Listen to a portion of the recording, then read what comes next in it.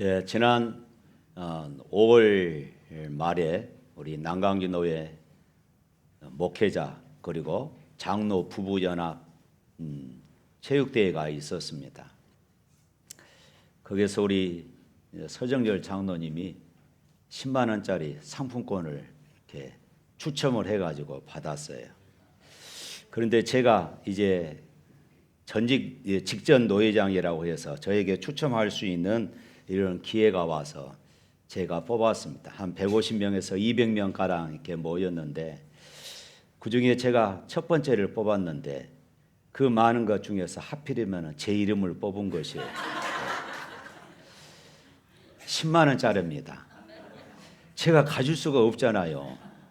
그래서 하는 수 없이 넣고 또 다른 사람을 뽑아줬습니다. 그리고 또 여러 순서들을 걸쳐서 또 저에게 또 기회가 한번 또 온 거예요. 뽑을 수 있는 기회가 또 왔어요. 그래서 이번에 또 뽑았습니다. 하필이면 그 많은 것 중에서 제 아내 이름을 뽑고 말았어요. 그런데 이때의 상품은 무선 앰프였어요. 6, 70만 원짜리 되는 것인데 이것은 제가 꼭 갖고 싶었습니다. 왜냐하면 우리도 야외 가서 예배 드리고 장례식장 가서 예배 드리면은 이거 꼭 필요하겠다. 그런데 어쩌겠습니까? 제 아내를 뽑아서 제가 줄 수는 없잖아요. 그래서 하는 수 없이 또 뽑아서 다른 교회에 주게 되었어요. 그리고 마지막 65인치 이제 테레비가 남아 있습니다. 이제 그것은 노회장이 뽑지요. 노회장이 그것을 뽑는데 어떤 장로님을 뽑았습니다. 그런데 장로님이 가셔버리고 말았습니다. 얼마나 아까울까. 그 자리에 있었으면 65인치 테레비가 당신 것인데. 그런데 또 다시 뽑았습니다. 근데 이번에는 그 많은 것 중에서 하필이면은 제 아내 이름을 또 뽑은 거예요. 하나님이 우리 가정에 테레비를 주시려고 애쓰시는구나. 이런 생각이 되어진 거예요. 그래서 저 테레비를 받고 제 아내가 거기에서 그랬어요. 우리 딸이 언제 결혼하는데 혼수품으로 줄랍니다. 그랬더니 여러 목사님, 장로님들, 특별히 여기 전에 우리 카페 할 때 다녀갔던 그분들이 그 목사님 딸 진짜 우리한테 잘했는데 하나님께서 그래서 주신갑다 이렇게 자랑을 한 거예요. 그거 이제 우리 서정열 장로님하고 차에다가 실어서 끌고 또 교회에 갖다 놨습니다. 너무 좋았어요. 여기까지 딱 끝났으면 얼마나 좋았겠습니까? 그 다음날 새벽 기도를 하는데 마음에 막 부담감이 와요. 65인치 우리 딸한테 주면 좋을 것인데 왜 하나님이 저에게 또 부담감을 주실까? 우리 노회 안에 이번에 예배당을 건축해서 다음 주에 이제 예배당 입당하는 어려운 교회가 있습니다. 어렵게 예배당을 지었어요. 자꾸 그 교회가 생각이 나는 것입니다. 그래서 집에 이제 새벽기도 끝나고 아내한테 그 이야기를 했습니다. 그랬더니 눈도 맞추지 말라는 것입니다. 내 얼굴도 보지 말라는 것이에요. 하나님이 저에게 이런 감동을 주셨는데 내가 부담감이 있어서 새벽에 기도가 안 되더라. 나는 그래서 거기 주기로 작정을 했으니까 그 다음날 제 아내도 이제 기도를 했어요. 도저히 마음의 부담감이 와가지고 안 되겠다는 것이에요. 그래서 가족회의를 해서 그 교회 주기로 작정을 했습니다. 여기서 끝나면 또 안 됩니다. 그 다음 이야기가 또 있어요. 그 목사님한테 제가 전화했습니다. 목사님, 내가 지난번에 탔던 테레비를 주려고 그러는데 혹시 테레비 샀어? 내가 물어봤습니다. 85인치 샀다는 것이에요. 그래서 제가 할렐루야 했습니다. 그 다음부터는 마음의 부담감이 완전히 사라졌습니다. 마음의 부담감이 완전히 사라졌어요. 너무나도 평안한 것입니다. 그래서 저희 딸네 집에 줬습니다. 그러면서 생각하기를 하나님이 나를 주시려고 애를 쓰시는구나. 첫 번째 10만 원짜리 양보했더니 그 다음에 60만 원짜리 70만 원짜리 무선 앰프를 또 양보했더니 또 나중에 텔레비전을 양보했더니 다시 주시는 하나님, 이런 분이 어디 계십니까? 제가 하필이면 그날 또 마지막 폐회 설교를 제가 하게 됐어요. 이 이야기를 폐회 설교하면서 여러분 양보하며 사십시오. 양보하니까 하나님께서 이렇게 텔레비전을 주셨습니다. 제가 이랬어요. 자, 무슨 말씀을 드리려고 그러느냐. 우리의 지나온 삶을 이렇게 돌이켜 보면요, 우리의 흔적들이 다 남습니다. 우리의 발자국들이 다 남습니다. 여러분, 지나온 삶들, 지금 90이 넘으신 분도 계시지만은 지난 한평생을 한번 돌아보십시오. 여러분들의 발자국, 어떨 때는 행복한 시절도 있었고 어떨 때는 힘들고 고통스러운 그런 시간들도 있었을 것입니다. 어떨 때는 참 잘했다 하는 이런 시절들도 있었을 것이고 어떨 때는 내가 그때 좀 이렇게 했을 걸, 이렇게 했으면 더 좋았을 걸 하는 이런 아쉬운 순간들도 있을 것입니다. 어떨 때는 성공의 승리의 이런 길을 걸어가는 때가 있었는가 하면은 어떨 때는 밤잠을 설치며 실패하는 이런 고통의 시간들도 아마 우리에게 있었을 것이에요. 모세가 그랬습니다. 모세 처음 40년 정말로 화려한 시절이었습니다. 물론 막 태어났을 때는 위기가 있었지요. 그러나 그가 바로의 공주의 눈에 띄어서 공주의 아들로 그렇게 궁중에서 이제는 왕자로, 어쩌면 차기 이스라엘의 애굽의 왕으로 바로가 되는 그런 위치에 서는 그런 화려한 삶을 살았습니다. 그런데 그 이후 또 40년의 삶은 어떻습니까?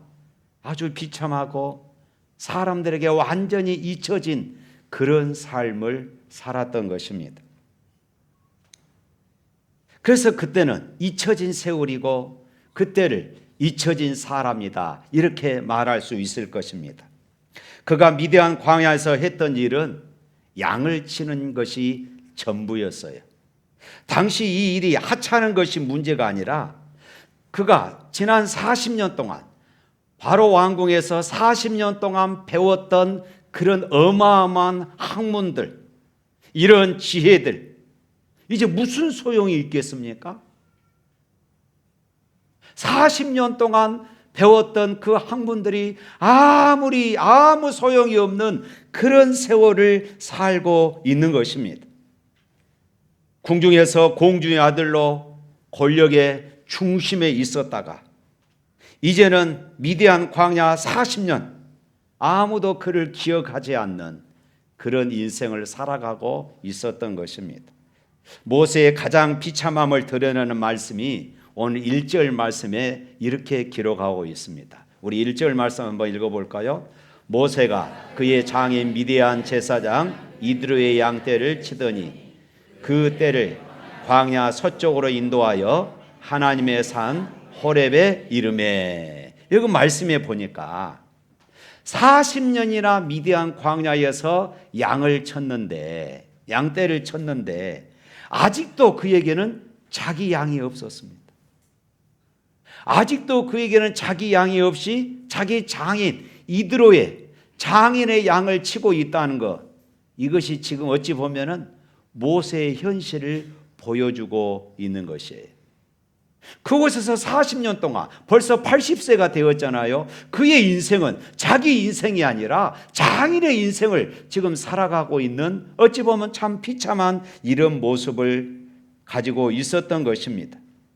그런데 그 잊혀진 광야에서 어느 날 하나님께서 그에게 찾아오신 것입니다. 40년을 미디안 광야에서 양을 치던 모세를 하나님께서 부르셨을 때에 이때 모세의 심정은 또 어떠했겠습니까? 그 부르심에 모세가 감격하면서 울었겠습니까? 왜 하나님 이제야 찾아왔습니까? 하나님 이제라도 찾아와서 정말로 감사합니다 하는 것보다는 모세의 마음에는 실패와 좌절, 그리고 하나님께 대한 그런 원망들이 많이 있었을 것이에요.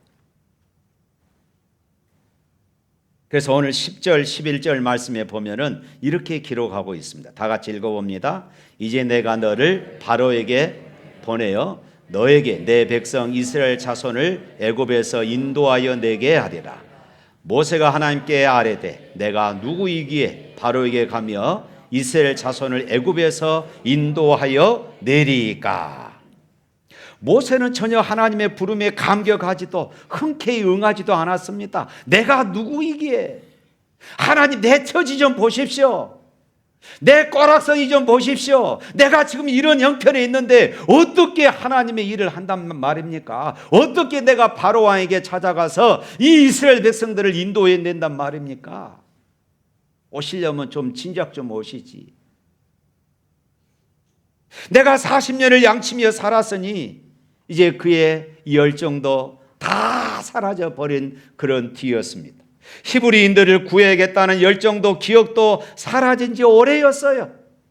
그렇다면 왜 하필이면 하나님은 이 40년 만에 40년의 세월이 지나서 모세가 80세가 되었을 때에 하나님은 그제서야 모세에게 찾아왔을까요? 이것이 중요합니다. 출애굽기 4장 19절 말씀에 보면은 이렇게 말씀합니다. 출애굽기 4장 19절 읽어봅니다.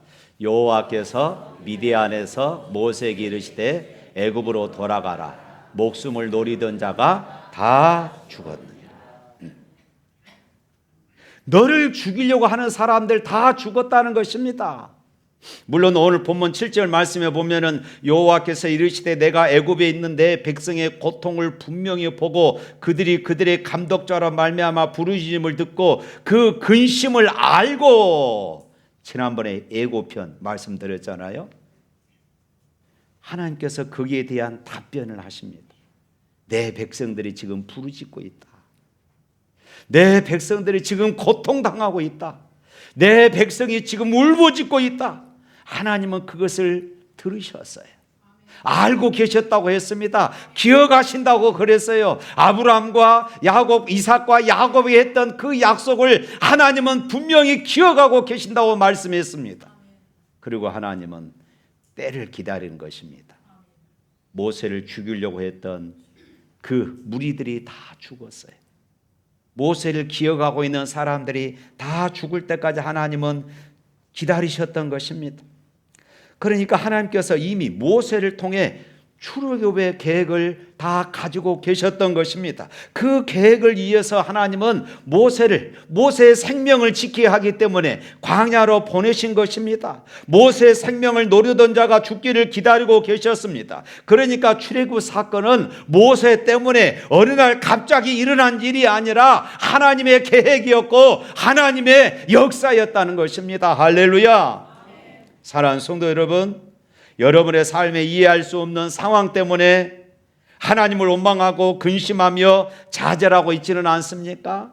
왜 하나님 내 형편이 이런 상황입니까?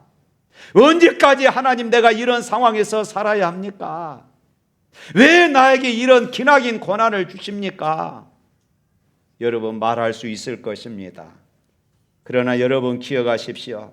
여러분을 향한 하나님의 분명한 계획이 있음을 믿으시기를 축복합니다. 내가 지금은 깨달을 수 없고 내가 지금은 이해할 수 없지만 하나님은 분명히 나를 사랑하시고 나를 통하여 일하고 계심을 믿습니다. 또 오늘 말씀에서 우리가 주목하고 싶은 말씀이 있습니다. 2절 말씀입니다. 읽어봅니다. 여호와의 사자가 떨기나무 가운데로부터 나오는 불꽃 안에서 그에게 나타나시니라. 그가 보니 떨근 나무에 불이 붙었으나 그 떨기 나무가 사라지지 아니하는지라.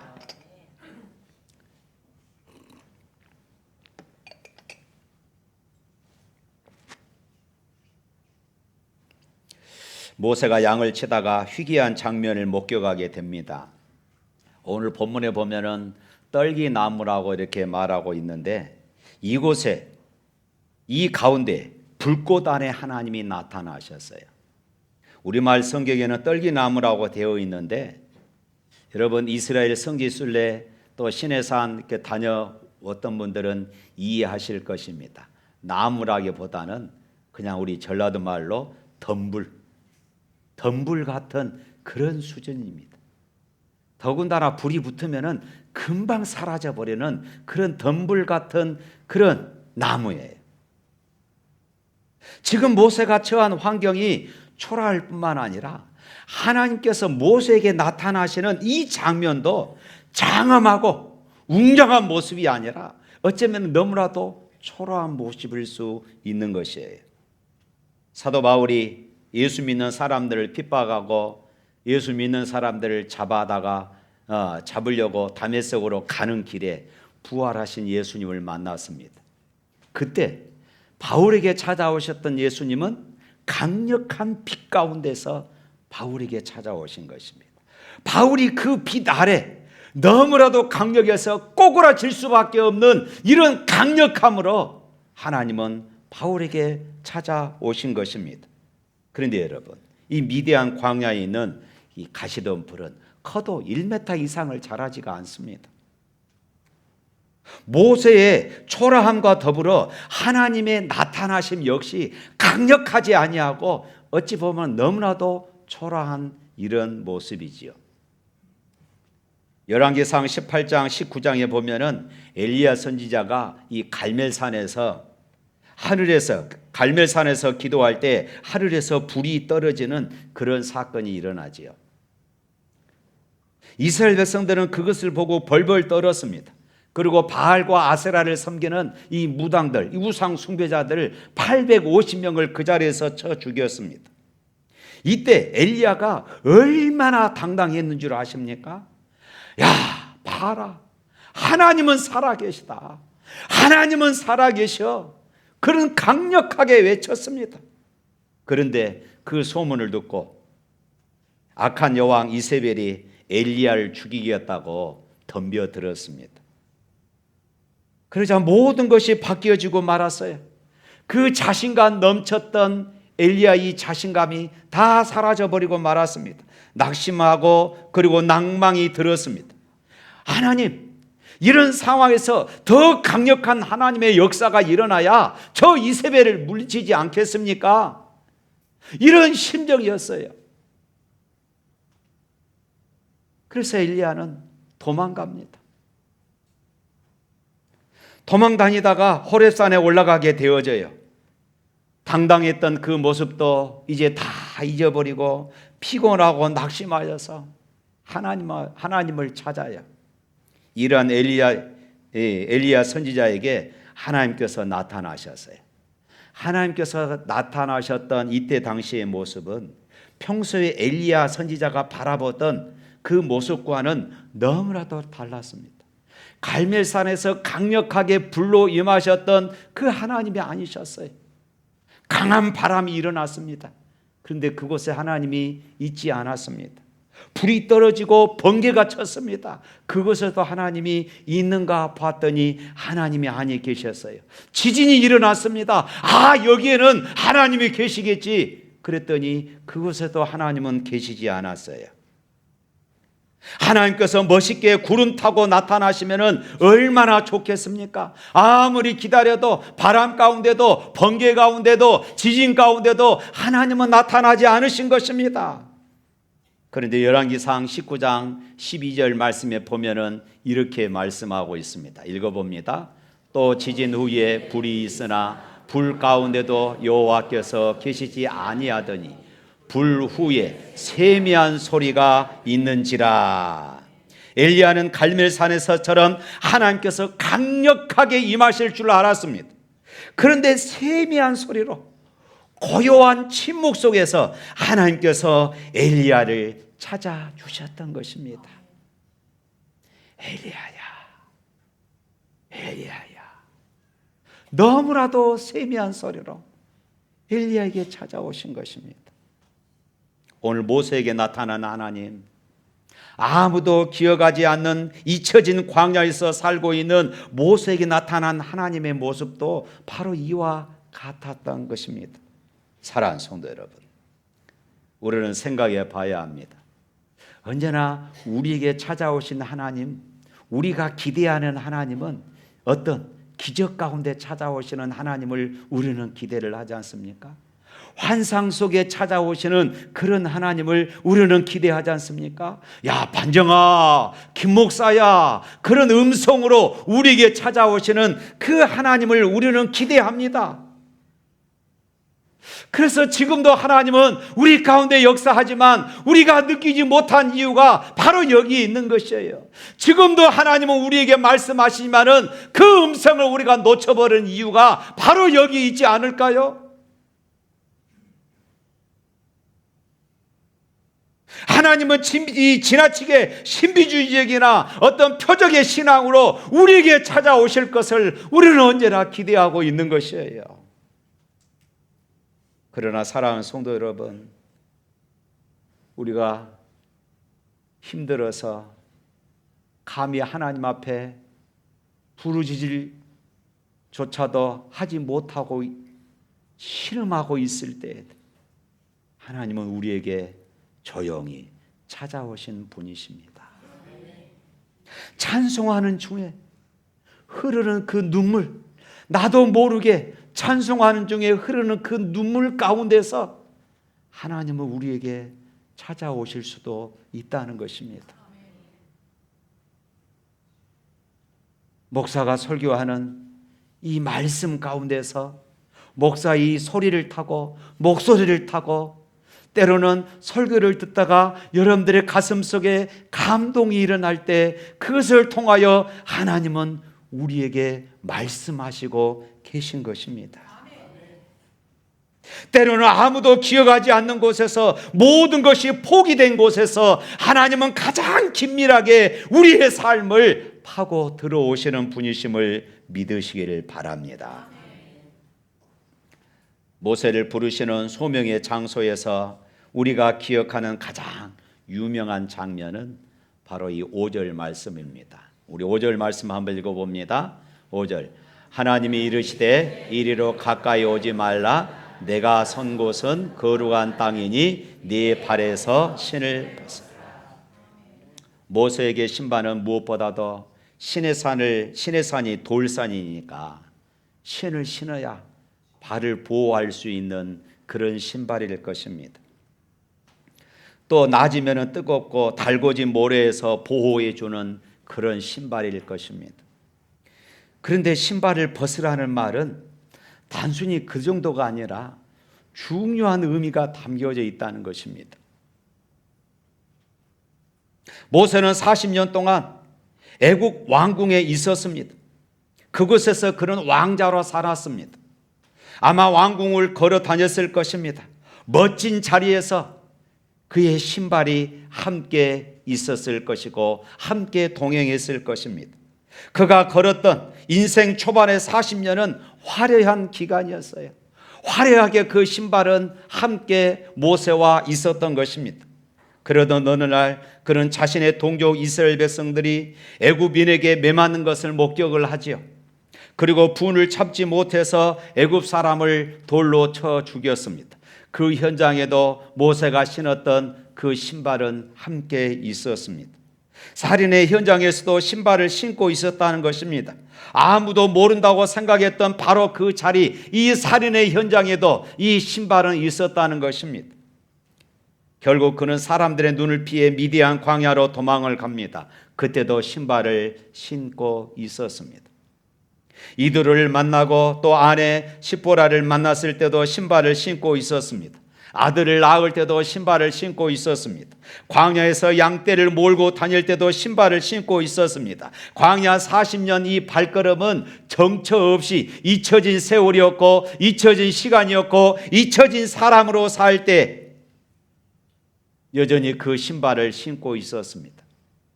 애굽에서의 발걸음이 화려한 발걸음이었다면 미디안 광야에서 이 발걸음은 정말로 갈 바를 알지 못하는 초라한 그런 신발이었습니다. 그는 양떼를 몰고 이리저리 다니며 발걸음을 옮겼습니다. 그렇게 40년이 흐른 것입니다. 그런데 어느 날 호렙산에서 그는 놀라운 장면을 목격하게 되어집니다. 떨기나무가 불에 붙었는데 그 떨기나무는 사라지지 않는 것입니다. 불만 그냥 그곳에 홀로 타오르는 것입니다. 너무나도 신기해서 호기심에 그곳에 다가섰을 때에 그는 처음으로 하나님의 음성을 들어요. 자신의 인생에서 경험한 첫 번째 하나님의 음성이었습니다. 하나님이 이르시되 이리로 가까이 오지 말라. 네가 선 곳은 거룩한 땅이니 네 발에서 신을 벗으라. 어떤 학자들은 신을 벗는 이 행위는 단순히 순종과 존경의 표시로 이야기하기도 합니다. 어떤 학자들은 유대 풍습에 신발 한 짝을 상대방에게 내준다는 의미는 서로 계약을 맺는다, 언약을 맺는다, 서로 맹세한다고 이야기를 합니다. 어떤 학자는 노예는 신을 신지 않기 때문에 신을 벗는다는 것은 이제 모세가 하나님의 노예로 살라는 이런 의미가 있다고 이야기를 합니다. 저는 그런데 이 말씀을 보면서 이렇게 생각해 보았습니다. 하나님께서 모세가 다녔던 그 모든 것, 모세가 헤매고 다녔던 모든 장소, 그 모든 길을 하나님은 알고 계신다, 이 말씀이에요. 그가 돌아다녔던 것, 그가 도망 다녔던 것, 그가 헤매고 다녔던 체념의 광야, 실패의 장소, 그 모든 장소들을 하나님은 분명히 알고 계셨다는 것입니다. 그리고 모세에게 다음과 같이 말씀합니다. 네가 선 곳은 거룩한 땅이니 네 발에서 신을 벗어라. 네가 지금까지 다닌 길을 알고 있는 그 신발을 이제 벗으라는 그런 주님의 음성입니다. 이 말은 과거를 던져버려라. 과거를 던져버려라. 잘못된 모든 기록이 담겨져 있는 그 신발을 벗어 던지라는 주님의 초청장인 것입니다.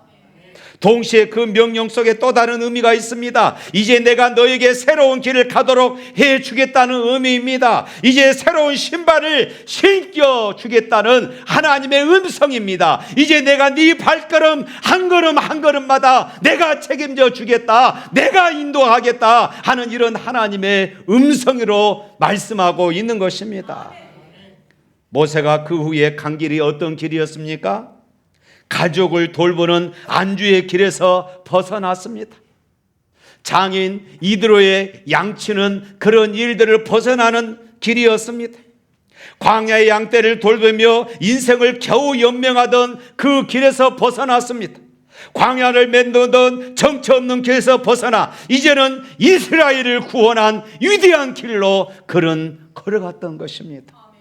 하나님의 이름으로 모세가 바로 왕에 섰을 때에 그런 어떤 의미상으로 새로운 신을 신고 있었습니다. 하나님이 그 발걸음을 주장하고 있었다는 그런 말씀입니다. 홍해 앞에 섰을 때에 그런 새로운 신발을 신고 있었습니다. 만나와 메추라기를 주시는 기적을 볼 때도 그는 하나님이 그를 붙잡고 계셨던 것입니다. 바위에서 물이 솟아오르는 기적을 체험할 때도 그는 하나님이 함께 하시는 신발을 신고 있었던 것이에요. 이스라엘을 구원하라, 애굽에서 그들을 구출하라 라는 이런 하나님의 소명을 받기 전에 모세에게 첫 번째로 들렸던 이 하나님의 음성, 신을 벗으라 초청이었던 것입니다. 자신의 신발을 벗은 후에야 그런 새로운 소명을 받아 새로운 곳, 전혀 그가 가보지 않았던 그런 곳으로 인도될 수 있었던 것입니다. 그가 인도된 새 길에는 기적이 있었고 하나님의 능력이 있었고 하나님의 도우심이 있는 줄로 믿습니다. 사랑하는 성도 여러분, 그렇다면 이 말씀을 적용해 볼까요? 여러분들이 지금 신고 있는 그 신발 어디로 다니셨습니까? 여러분들이 신고 있는 그 신발로 어디를 다녔습니까? 혹시 방탕한 길에 있지는 않았습니까? 불순종의 현장에 있지는 않았습니까? 실패와 좌절의 길을 걷고 있지는 않았습니까? 이제 여러분의 발걸음을 하나님께 맡기시기를 바랍니다. 이제 여러분의 발걸음을 하나님께 맡기시기를 바랍니다. 사랑하는 성도 여러분, 이 시간 조용히 속삭이시는 하나님의 음성을 들을 수 있기를 축복합니다. 나는 이제 네가 신을 좀 벗었으면 좋겠다. 지금까지 지나왔던 것, 지금까지 세상의 길에서 헤매고 다녔던 그 신을 좀 벗었으면 좋겠다. 말씀하시는 하나님의 세미한 은성을 여러분들의 가슴으로 느낄 수 있기를 축복합니다. 주님은 말씀하십니다. 네가 신발을 벗으라고만 끝나는 것이 아니라 12절 말씀에 또 이렇게 약속하고 있습니다. 12절 읽겠습니다. 하나님이 이르시되 내가 반드시 너와 함께 있으리라. 네가 그 백성을 애굽에서 인도하여 낸 후에 너희가 이 산에서 하나님을 섬기리니 이것이 내가 너를 보는 증거니라. 내가 반드시 너와 함께 있으리라 하신 이 말씀은 이 성경에 기록되어 있는 이 하나님의 약속 중에서 최고입니다. 네가 신발을 벗으면 내가 너와 함께 하겠다는 것이에요. 그것이 출애굽의 역사 아닙니까? 하나님께서는 우리의 조건, 우리의 상태, 우리의 상황과 상관없이 언제나 우리와 함께 계십니다. 우리와 항상 함께 하시는 하나님께서 우리 인생의 결론을 맺으심을 믿으시기를 축복합니다. 우리와 함께 하시는 하나님께서는 실수하지 않으십니다. 그러므로 우리는 실패할 수가 없습니다. 하나님께서 우리와 함께 하신다는 것을 믿으시기를 축복합니다. 상황이 아무리 힘들어도 하나님께서 우리와 함께 하신다는 것을 굳게 믿으시기를 축복합니다. 발에 신을 벗는 모세는 이제 하나님을 삶 속에서 경험하게 되어집니다. 바로를 항복하게 하시는 하나님을 경험했습니다. 홍해를 가르시는 하나님을 경험했습니다. 마른 땅같이 홍해를 건너게 하시는 하나님을 경험하게 되었습니다. 오늘 여러분의 삶 속에서도 함께 하시는 하나님을 경험할 수 있기를 축복합니다. 높으신 하나님, 신실하신 하나님, 전능하신 하나님, 사랑이 많으신 하나님, 세미한 음성으로 다가오시는 그 하나님을 경험할 수 있기를 주님의 이름으로 축복합니다. 할렐루야. 찬양합니다.